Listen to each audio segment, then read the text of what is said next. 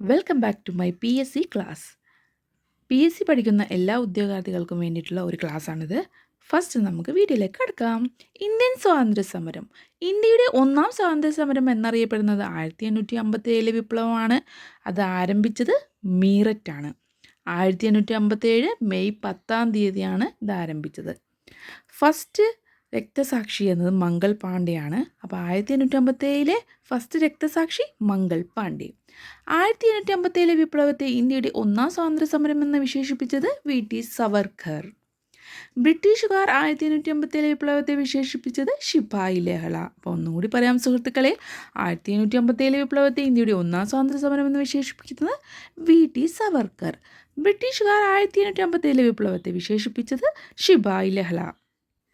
1857 വിപ്ലവത്തിൻ്റെ ബുദ്ധികേന്ദ്രം എന്ന് വിശേഷിപ്പിക്കുന്നത് നാനാ സാഹിബ്. നാനാ സാഹിബിനെയാണ് വിപ്ലവത്തിൻ്റെ ബുദ്ധികേന്ദ്രം എന്ന് വിശേഷിപ്പിക്കുന്നത്. 1857 വിപ്ലവത്തിൻ്റെ പ്രധാന നേതാക്കളെ നമുക്കിന്ന് പരിചയപ്പെടാം. കാൺപൂരിൽ ആരാണ് നയിച്ചത്? നാനാ സാഹിബ് താന്തിയ തോപ്പി. കാൺപൂർ മറക്കരുത് സുഹൃത്തുക്കളെ, കാൺപൂരിൽ നാനാ സാഹിബും താന്തിയ തോപ്പിയുമാണ്. ലക്നൌവിൽ ബീഗം അസ്രത് മഹൽ. ലക്നൌവിലാരാണ്? ബീഗം അസ്രത് മഹൽ.